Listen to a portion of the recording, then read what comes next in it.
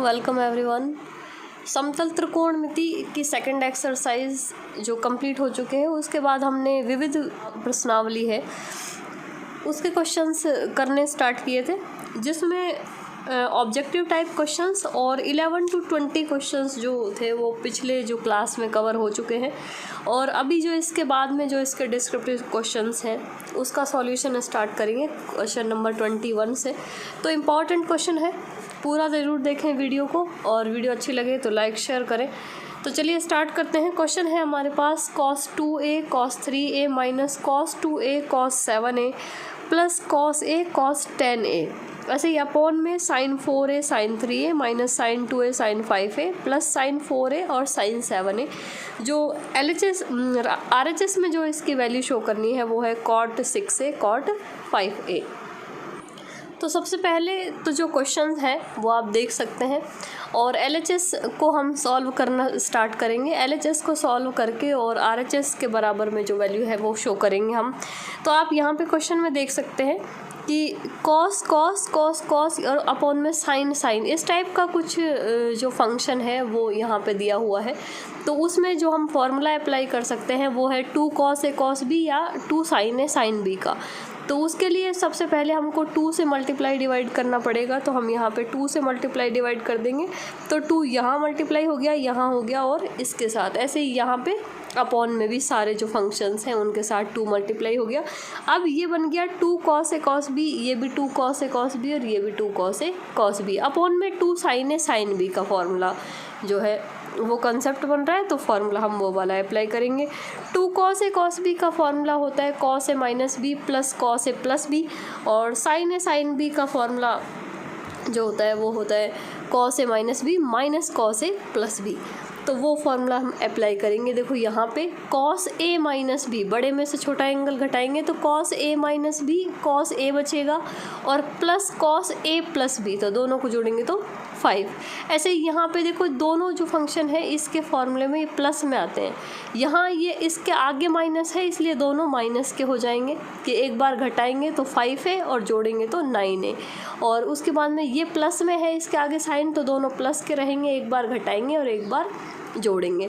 Same as यही process हमको यहाँ अप्लाई करना है, लेकिन यहाँ पे जो साइन होता है वो दोनों के बीच में माइनस का आता है, तो यहाँ माइनस का आ जाएगा। इसके लिए करेंगे तो फर्स्ट वाला माइनस का और सेकंड वाला पॉजिटिव हो जाएगा, और ऐसे ही थर्ड वाले के लिए करेंगे तो ये इस तरह से। तो ये हमने फॉर्मूला अप्लाई कर दिया।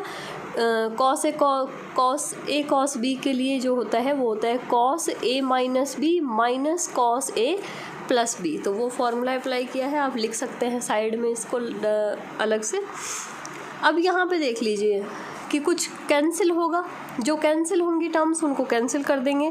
तो cos 5a से कैंसिल हो जाएगा, और cos 9a से, तो मीन्स बचेगा cos a plus cos 11a।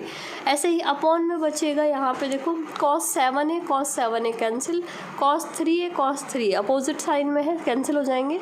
और यहाँ पे ये cos a plus cos 11a positive, और यहाँ पे cos a minus cos 11a, तो साइन चेंज हो गया सिर्फ। अब इसमें वापस से cos c plus cos d का फॉर्मूला अप्लाई कर सकते हैं, क्योंकि इसको देख के क्लियरली दिख रहा है कि cos c plus cos d apply हो सकता है, जिसका फॉर्मूला होता है 2 cos c plus d/2 cos c minus d/2। तो यहाँ पे जो फॉर्मूला है वो 2 cos c प्लस d, यानी ये 12 होंगे c प्लस d/2, दोनों एंगल जोड़ के आधा करना है। तो 12 का आधा करेंगे 6 से, फिर c माइनस d मीन्स बड़े में छोटा एंगल घटा देंगे, इसको c ले सकते हैं। तो 11 में से 1 गया, 10 बचे, और 10 का आधा 5 है।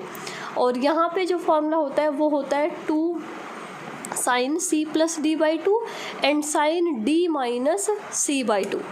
तो वहाँ पे जो है इसी तरह से जो फॉर्मूला है अप्लाई होगा कि 2 sin c प्लस d, ये 12/2 यानी 6 से बचा, और d माइनस c 11 में से एक माइनस किया तो 10, और 10 का आधा 5 है। अब यहाँ पे देखो ये जो आंसर है वो हमको किस फॉर्म में देना था, कॉट की में।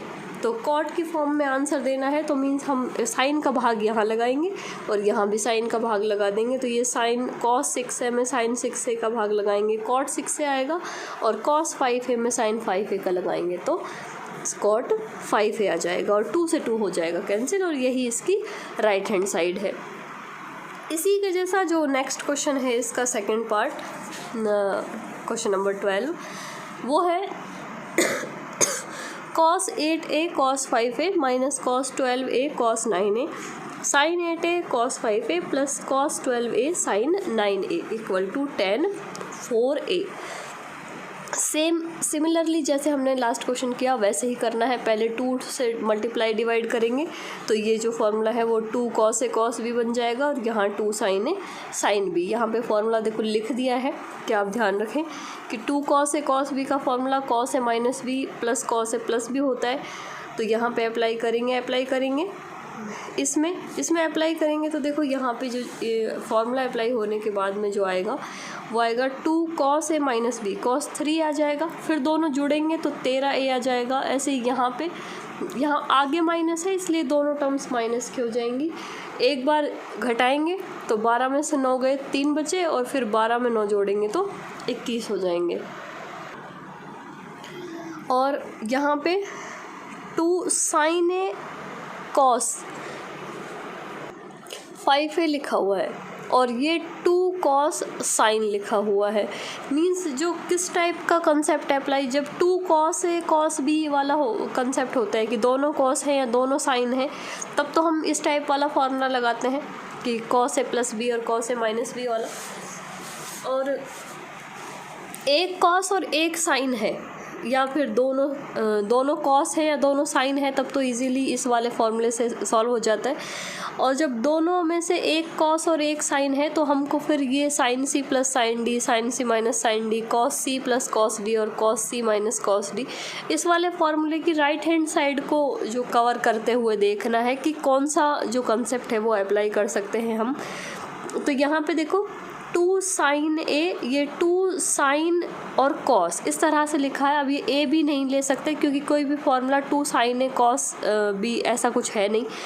तो यहाँ पे हम इसको बनाने की कोशिश करेंगे कि ये जो 8a है वो c प्लस d/2 बन जाए और जो 5a है वो c माइनस d/2 बन जाए। मीन्स इस तरह का कोई फॉर्मूला हो। तो यहाँ पे आप देखेंगे इसको लिख दिया 2 sin c plus d/2 cos c minus d/2, जो कि sin c plus sin d का फॉर्मूला होता है। तो इसमें क्या है कि हम एंगल्स को हमको सोचना पड़ेगा कि किस किस का ऐड करके और डिवाइड हाफ करें तो यहाँ पे 8 आ जाए, और माइनस करके हाफ करें तो 5 आ जाए। तो उस तरह से ये जो कैलकुलेशन है वो थोड़ी सी खुद से सोचनी पड़ती है। ऐसे ही इसमें कि जो ये चारों फॉर्मूले हैं इनकी राइट हैंड साइड को इससे किस तरह से कवर किया जा सकता है। जैसे ये 2 cos a sin cos और sin लिख रहा है, मीन्स cos के साथ c प्लस d/2 और sin के साथ c माइनस d/2। उस तरह से अगर इसको लिखें तो इसको लिख सकते हैं 21 प्लस 3 यानी 24 और 24 का आधा 12। ऐसे ही 21 में से 3 माइनस करेंगे तो ये 18 और 18 का आधा 9। तो इस तरह से ये बन गया sin c plus sin d, और इसको लिख सकते हैं sin c minus sin d। यहाँ पे कुछ कैंसिल हो रहा है तो कैंसिल कर देंगे, जैसे cos 3a से cos 3a कैंसिल हो गया, और बाकी जो बचा वो है cos 13a minus cos 21a, और यहाँ पे बचेगा sin 13a plus sin 3a plus sin 21a और माइनस sin 3a, जिससे ये sin 3a से sin 3a कैंसिल, और बचा sin 13a plus sin 21a। इसमें वापस से फॉर्मूला अप्लाई करेंगे cos c minus cos d का, और इसमें sin c plus sin d का। तो cos c minus cos d का फॉर्मूला होता है 2 sin c प्लस d/2। तो ये दोनों को जोड़ दिया 34 आया और हाफ कर देंगे। और जो नेक्स्ट फॉर्मूला होता है वो होता है sin d माइनस c, यानी 21 में से 13 माइनस करेंगे तो बचा 8 और 8/2। sin c plus sin d का फॉर्मूला यहाँ पे लिखा हुआ है, आप देख सकते हैं 2 sin c plus d/2 cos c minus d/2। उससे हम इसको सॉल्व कर लेंगे। यहाँ cos के अंदर माइनस आ गया है, लेकिन cos के अंदर जो माइनस है वो पॉजिटिव हो जाता है, इसलिए ये cos 4a बन जाएगा। यहाँ पे sin ये 17a आएंगे और ये भी sin 17a आएंगे, तो sin 17 से sin 17a कैंसिल और 2 से 2 कैंसिल। यहाँ पे बचा sin 4a और यहाँ पे बचा cos 4a, जिसको हम हम लिख सकते हैं 10 4a और यही हमको प्रूफ करना था। तो इम्पॉर्टेंट क्वेश्चन है और दोनों ही क्वेश्चंस का जो कंसेप्ट है और जो तरीका है वो एक ही तरीके से करने हैं दोनों। और जो इसके इम्पॉर्टेंट क्वेश्चन है वो भी आपको थंबनेल देखकर मिल जाएंगे, अदरवाइज़ आप प्लेलिस्ट में से देख सकते हैं। इससे पिछले वीडियोस जो हैं वो भी आप प्लेलिस्ट में से देख सकते हैं, क्योंकि ट्रिग्नोमेट्री के अंदर जो पूरा कंसेप्ट है वो है आपके जो एंगल्स को सॉल्व करना प्लस फॉर्मूले अप्लाई करना। तो ये है कि आपको एंगल सॉल्व करना नहीं आते हैं तो उसके लिए आप फर्स्ट चैप्टर को ज़रूर अच्छे से पढ़ें। अगर जिसको कोई डाउट नहीं है मीन्स उसको तो कोई प्रॉब्लम नहीं है, और जिसको एंगल सॉल्व करने में डाउट है तो वो ट्रिग्नोमेट्री का जो फर्स्ट चैप्टर है उसको ज़रूर वापस से या रिवाइज़ कर लें उसको, या जिन्होंने नहीं पढ़ा है तो उसको ज़रूर पढ़ें।